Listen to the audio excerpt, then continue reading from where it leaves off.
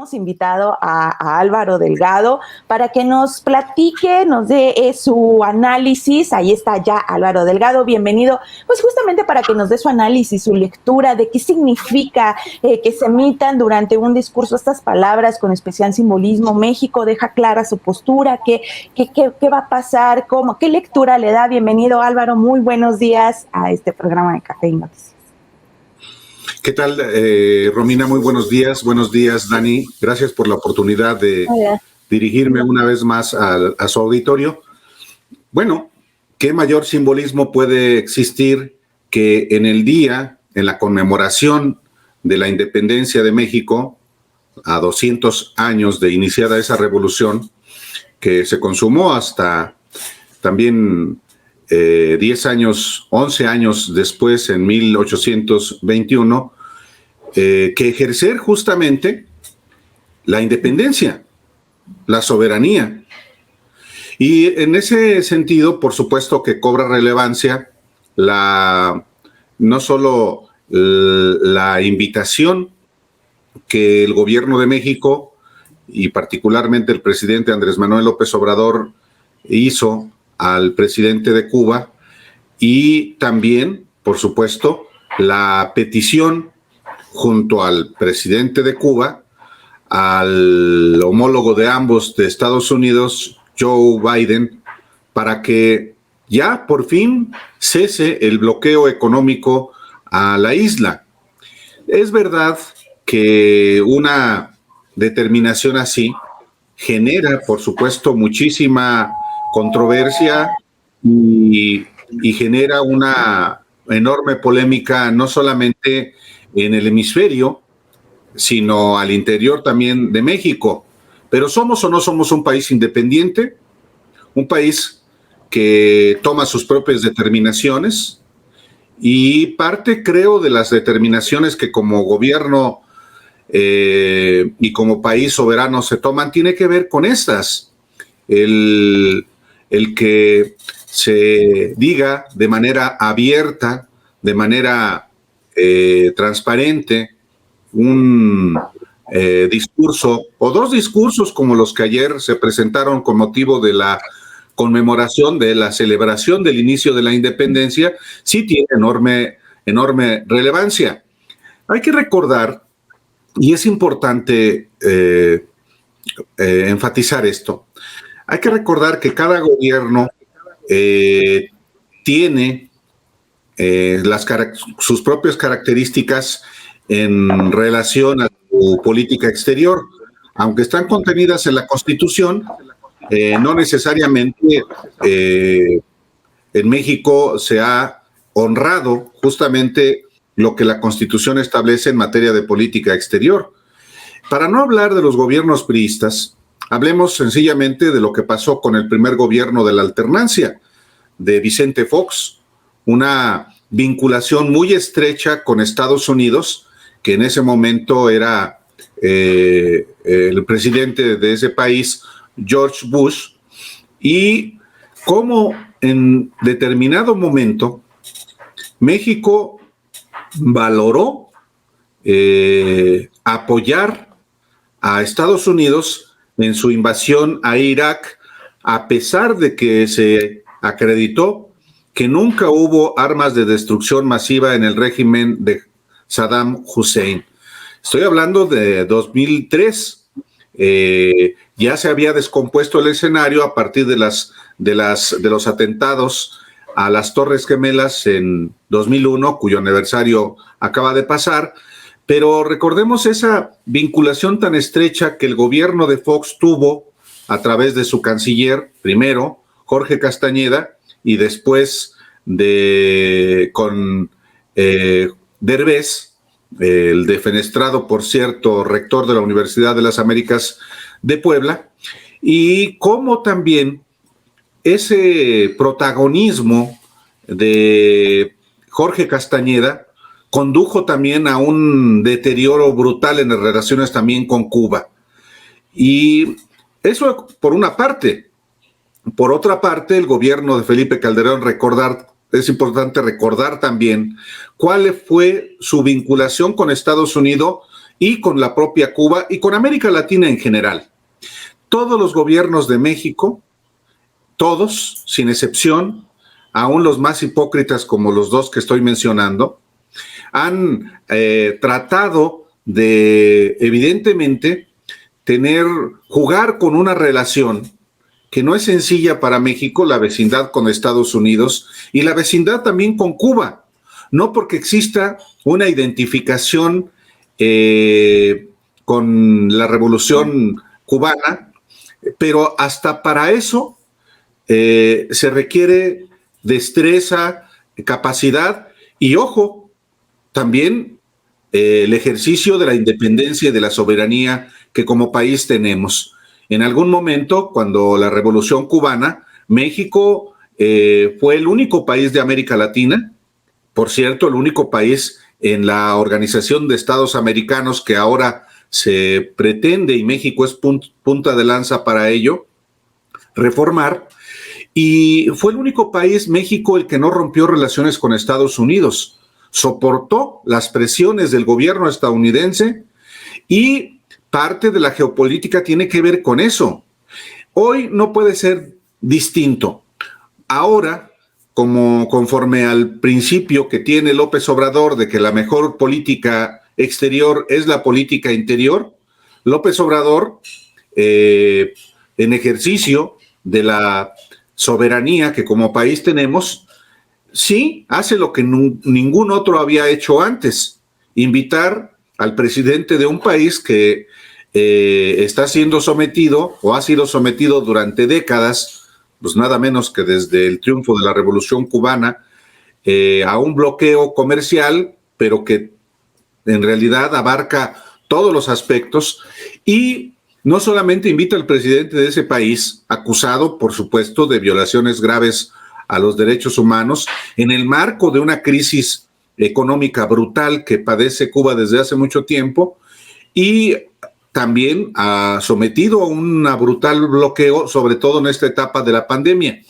Lo invita y además hace que pronuncie un discurso justo antes del inicio del desfile, de desfile militar con motivo de la independencia.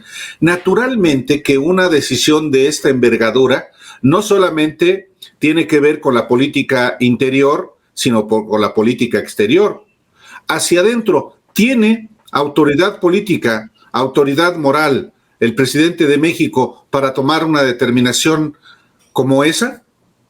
¿Tiene autoridad en el sentido de que hay violaciones a los derechos humanos, hay exclusión de los opositores, hay un gobierno que atenta contra la libertad de expresión, hay un gobierno que no permite que se manifiesten a plenitud todas las garantías que consagra la Constitución?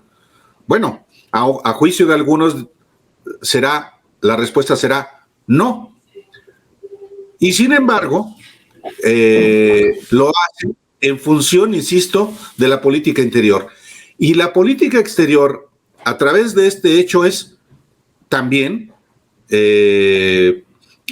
tiene o no autoridad política y autoridad moral para poder emplazar al presidente del país más poderoso del planeta a que, hasta por razones humanitarias, cese ya el bloqueo.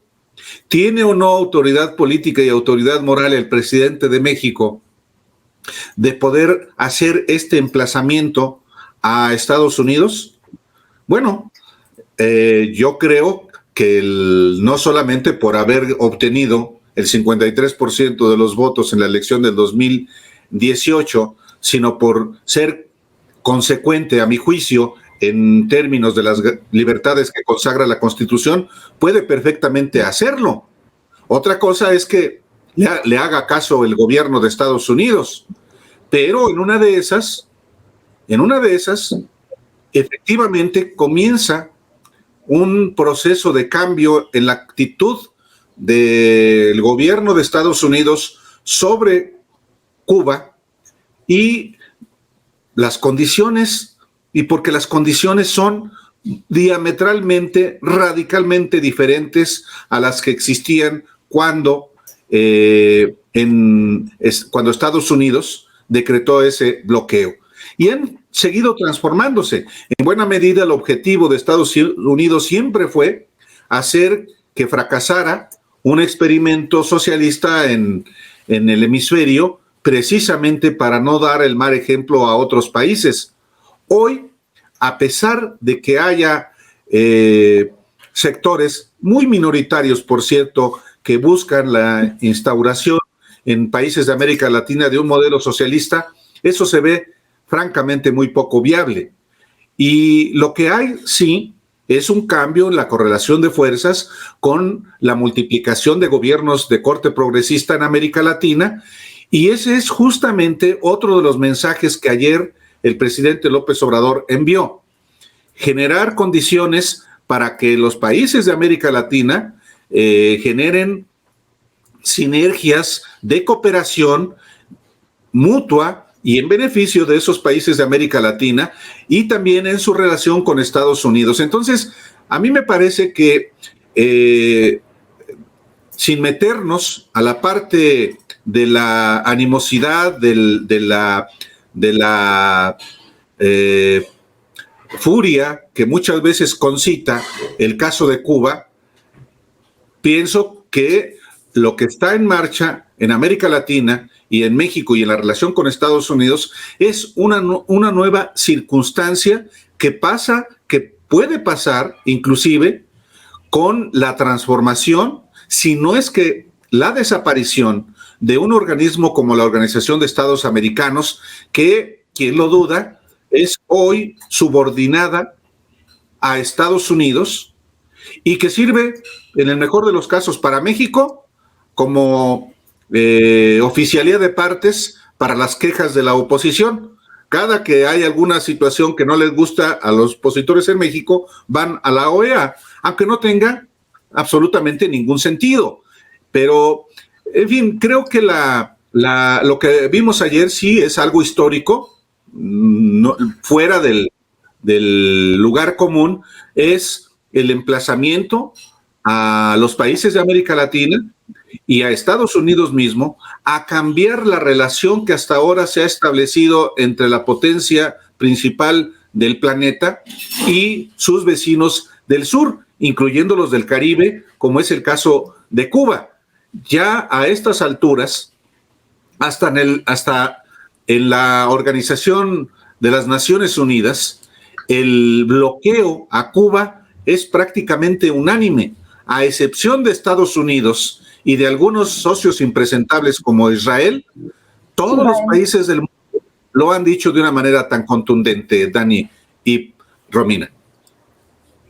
Sí, fíjate, me estaba acordando que también, pues, toda muestra de respeto siempre va a ser notoria luego de esta remembranza que tú hacías, porque viene a la cabeza el "Come si te vas", ¿no? De Vicente Fox a Fidel, ese terrible y penoso trato que se le hizo a Cuba. Digo, cualquier muestra de respeto va a ser como wow, reconocible, ¿no?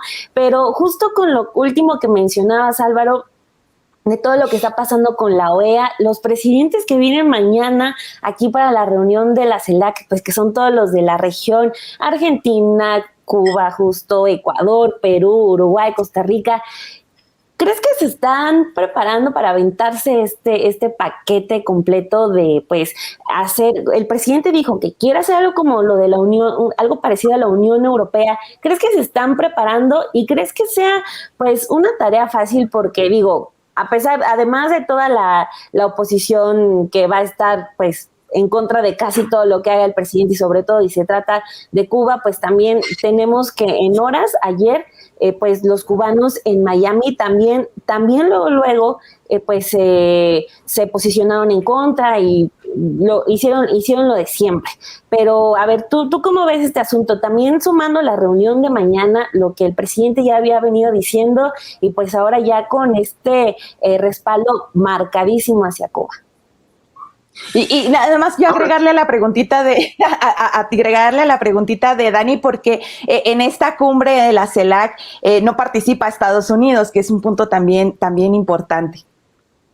Sí, y no participa, o lógicamente, Dani, porque finalmente no es, desde su origen, no preveía justamente esta participación. La idea es la que ha sido una idea que pues ha estado presente desde los orígenes que tienen los países de América Latina como países independientes.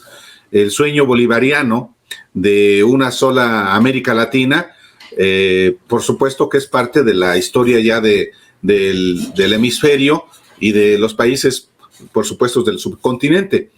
Pero en buena medida esto no ha sido posible, la unidad de América Latina, pues porque cada país, es lógico, tiene sus propios intereses y porque en algún momento, cuando en la década de los 60, de los 70, hubo muchos movimientos insurgentes, populares, que veían a Cuba como una opción de cambio social, pues fueron evidentemente suprimidos, como el caso de Chile por la vía militar. Entonces, lo que hubo a partir de entonces, sobre todo en la etapa del modelo neoliberal, fue finalmente la supresión de toda opción diferente a ese modelo, y lo que se logró fue, pues lamentablemente, situaciones de deterioro social, económico y político, en algunos casos con gobiernos muy dictatoriales o muy autoritarios.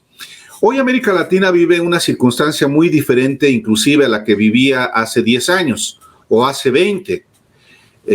Cuando Vicente Fox llega a la presidencia de la República, sí también tiene una estrategia para América Latina, y uno de sus planes, el Plan Puebla-Panamá, ustedes lo recordarán, tenía el objetivo de generar una integración de carácter económico de México hacia América Central. Y sin embargo, también le tocó a Fox el tener en otros países contrapartes que no simpatizaban con él, y él mismo con otros países de América Latina. Ya no solamente Cuba, sino Venezuela. Y Venezuela desde entonces, con Hugo Chávez, fue, digamos que, también la coartada de Estados Unidos para apoyar fundamentalmente los gobiernos de derecha en el hemisferio, incluyendo México, por supuesto, teniendo a Cuba también como el otro demonio. Ya no solamente era Cuba, sino también Venezuela y luego Bolivia con Evo Morales. Entonces, creo que en América Latina ha habido una evolución democrática en la que ya hay, digamos que una cierta normalidad democrática, que como en el caso, por ejemplo, de Ecuador, se dio una alternancia hacia la derecha sin mayores convulsiones. Después de los gobiernos, por ejemplo, en Ecuador, se me fue el nombre, gobiernos de una tendencia de izquierda, y que ahora vuelven a un signo de derecha, pero digamos que por la vía institucional, sin mayores sobresaltos. Y ese es un elemento nuevo que me parece que sí genera condiciones muy distintas, inclusive en el caso de Bolivia, que después de ser depuesto Evo Morales, se instaura un gobierno dictatorial, claramente apoyado por Estados Unidos y por la OEA, y después se da cauce a unas elecciones en las que gana el signo político de Evo Morales y se produce un cambio por la vía institucional, otra vez por la izquierda. Eso también me parece que es un elemento que no puede ignorarse a la hora de analizar lo que está pasando con México el día de ayer. Y México ahí cumplió un papel fundamental. Lo mismo está cumpliendo México un papel fundamental en el diálogo, en la negociación que ha comenzado también en territorio mexicano entre el gobierno de Venezuela y la oposición. Entonces, ese tipo de hechos, de datos, sí pienso generan un contexto distinto. Hasta la relación de México con Estados Unidos, primero con Trump y luego con Joseph Biden.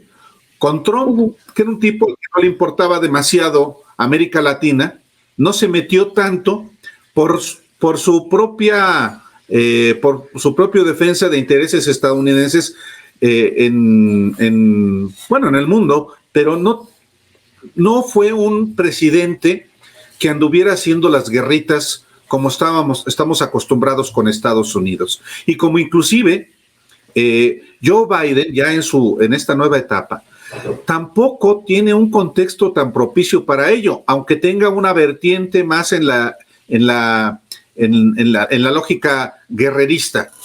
Pero vaya, me está dando el sol aquí en la cara. Pero a lo que voy, y no me quiero extender demasiado, hay una circunstancia en América Latina, en Estados Unidos mismo, en Cuba inclusive, que hace propicio un planteamiento como el que hizo López Obrador. En términos de legitimidad política, como la que tiene el presidente y su gobierno. Y también las propias condiciones que hay en América Latina y en Cuba mismo. Cuba va a tener que también generar condiciones de cambio que ya las hay, claro, en un marco de terrible crisis económica, de mayor apertura de carácter político, no solamente de carácter económico, que esas han estado ya en curso desde que era Raúl Castro el presidente. Es un gobierno que, pues muy peculiar, que para la derecha, por supuesto, es el demonio, es un régimen dictatorial que masacra a su pueblo, y para otro sector no lo es así. Sí, Cuba es un país que justamente ha concitado durante décadas esta dicotomía de posiciones, pero ¿cómo darle salida? ¿Cómo generar un proceso de cambio democrático en Cuba si no es por la vía democrática? O sea, el bloqueo ha servido a unos y a otros precisamente para la inmovilidad. Los cubanos y sus simpatizantes alegando que por el bloqueo no hay bienestar social, y los antagonistas hablando de que toman el pretexto del bloqueo para no generar los cambios que se requieren. Y en efecto, a Cuba le viene bien el bloqueo en términos de discurso para decir, mira, no, estamos en crisis porque estamos siendo bloqueados. Y en ese sentido, la actitud de México ha sido ser, en primer lugar, solidario. Y en ese sentido, pintar la raya ante la potencia vecina, aunque sea socio comercial. Y usar a Cuba, no quizá el término no sea usar, pero digamos, utilizar a Cuba también en el juego de la geopolítica, no solamente del hemisferio, sino mundial, como las relaciones con China, como las relaciones con Rusia, esos que son los principales amenazas de Estados Unidos. ¿Somos o no un país independiente? ¿O vamos a ser subordinados como expresamente Felipe Calderón, Enrique Peña Nieto, Vicente Fox lo fueron? Cuando tú mencionas, Dani, concluyo, el come si te vas es la expresión más grotesca de esa subordinación de México a la potencia. Se invita a un grupo de presidentes, es como si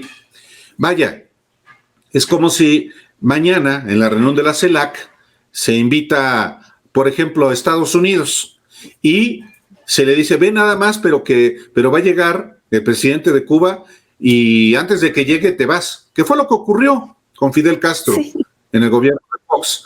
Y bueno, porque también no es una mentalidad, no solamente una mentalidad de gobiernos de derecha, sino de personajes intelectuales de la derecha.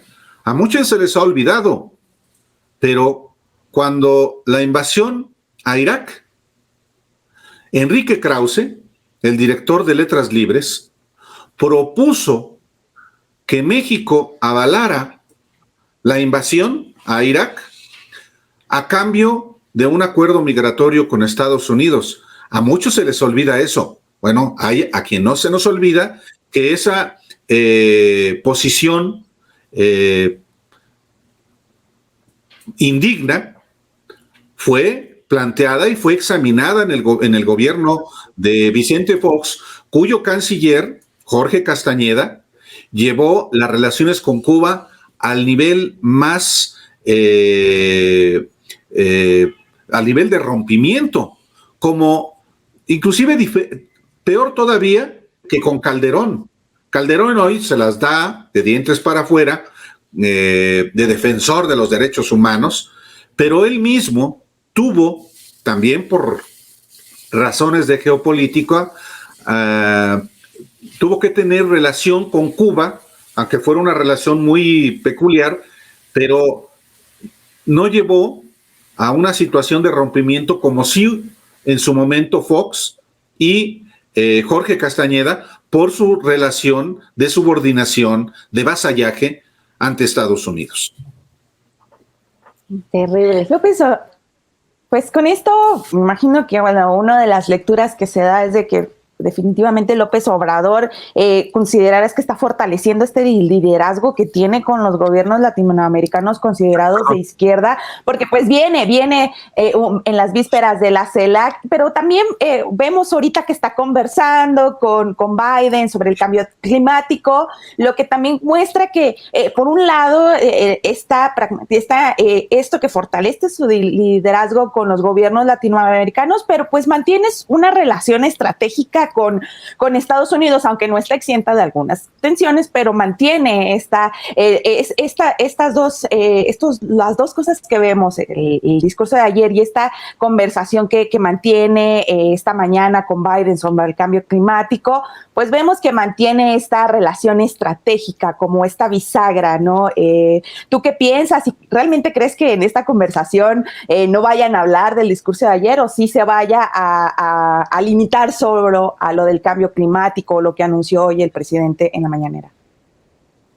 López Obrador es un político profesional.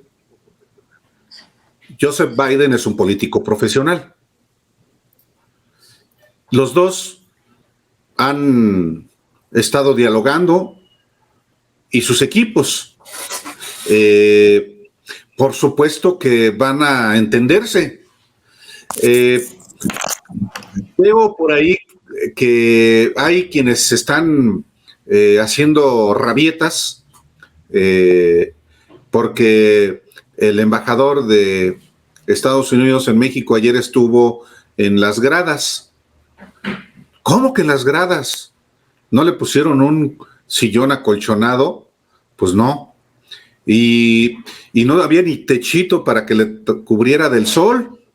El embajador de Estados Unidos en México estuvo en las gradas y al sol. ¿Cómo es posible? Y en la última fila de las gradas. Pues sí. ¿Es un mensaje? Sí lo es. Lo bueno es que el embajador llevaba sombrero.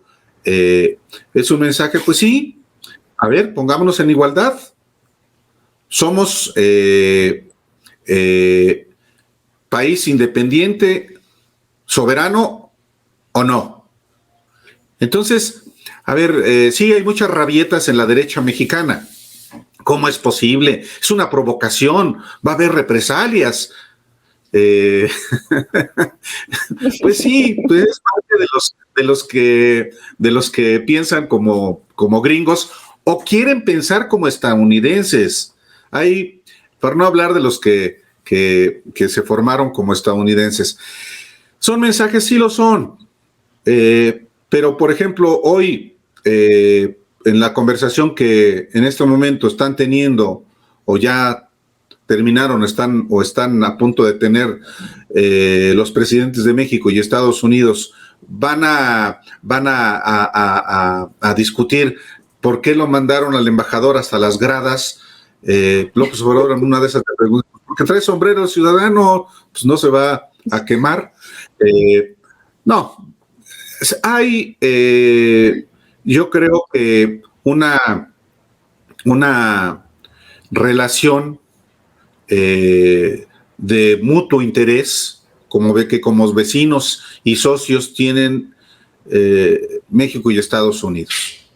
Y claro que México también, para tener una mayor posición de fortaleza en su negociación con Estados Unidos, el tener el liderazgo de América Latina y de países caribeños, pues es importante. Fortalece a un presidente de México tener el liderazgo auténtico, no de dientes para afuera, de los principales países de América Latina, sin duda. Tiene el apoyo de Bolsonaro, pues no. Esos los que se identifican con Bolsonaro, que son los de derecha, aunque dicen que es populista, que en realidad piensan como ellos, pues no es alguien que tenga simpatía con López Obrador, y yo creo que es mutuo.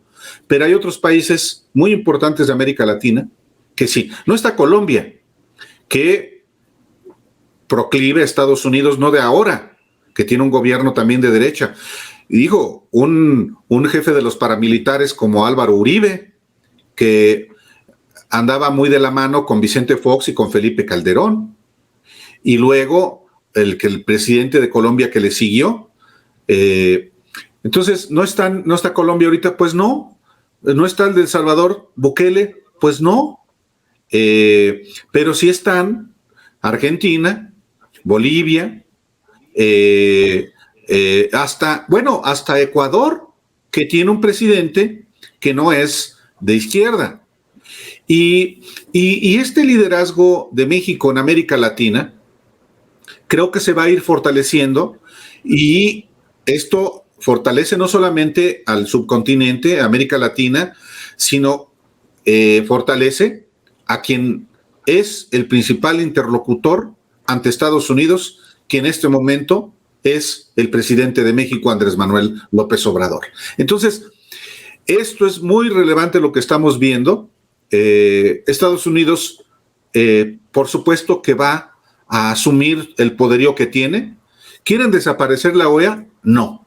Pero por lo menos sí está forzando a América Latina a que se modifique esa conducta que ha tenido la OEA, pues desde su nacimiento, pero fundamentalmente en las décadas recientes y en los años recientes. Y también, por supuesto, va a generar que se fortalezcan los países de América Latina, por ejemplo, a través de este organismo de la CELAC.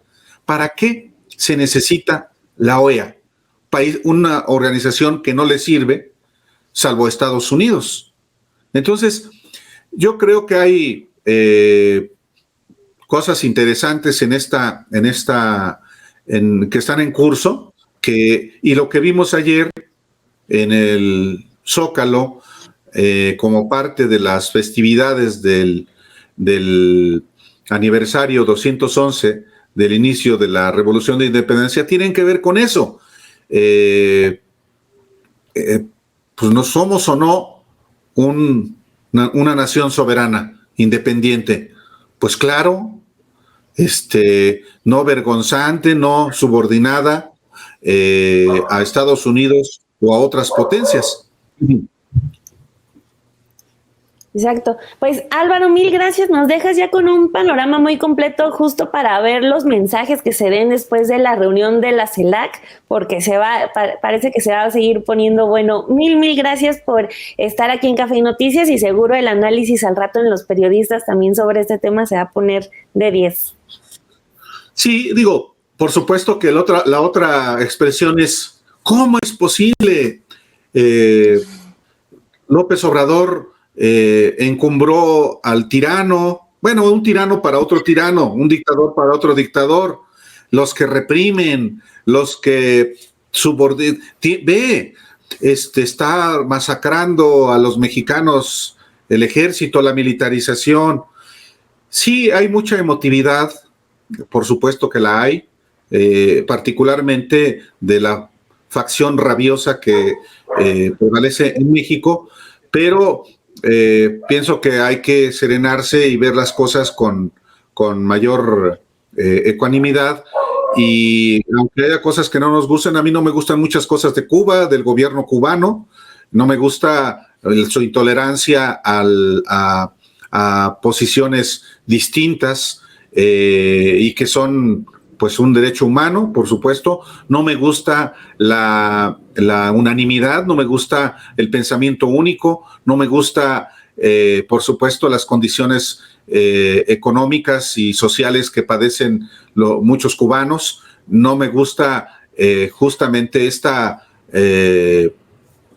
conducta, inclusive de parte de miembros del gobierno de México, pero hay que ir un poco más allá de esas animosidades y aún de las propias convicciones o ideologías que existen. Yo creo que hay que verlo también en la parte de la geopolítica, en la defensa de los intereses de cada nación.